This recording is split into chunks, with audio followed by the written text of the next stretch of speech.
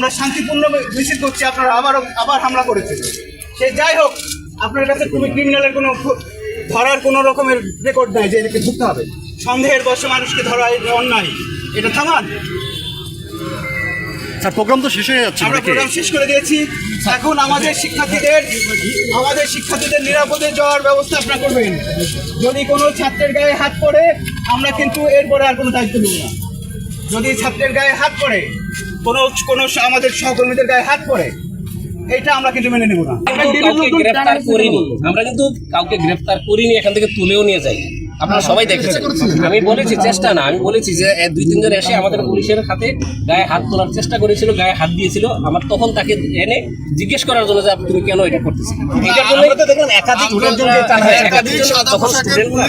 যখন একজনের সাথে আমরা কথা বলতেছিলাম, এটা হয়তো ওরা ফলো করেছে, এটা ফলো করে সবাই একসাথে জড়ো হয়ে আমাদের উপরে চড়া হতো, তখন হয়তো এখনো এখানে কোনো কিছু এখনো হয়নি, কোনো কিছু ঘটেনি। এখানে ওনারা শান্তিপূর্ণ ছিল, শান্তিপূর্ণভাবে আছে। 2-3 জন বের হয়ে এসে আমাদের পুলিশের সাথে একটা হত্যা করছিল, একজনের গায়ে হাত তুলেছিল।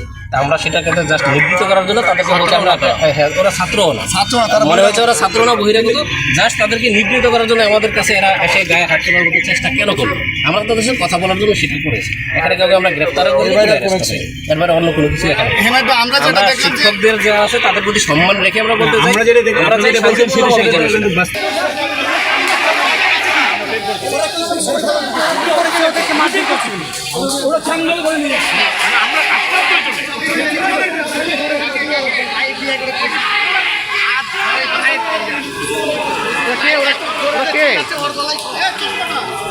আসলে খাতা পোশাকে ওদের তো ধরা দরকার আমাদের।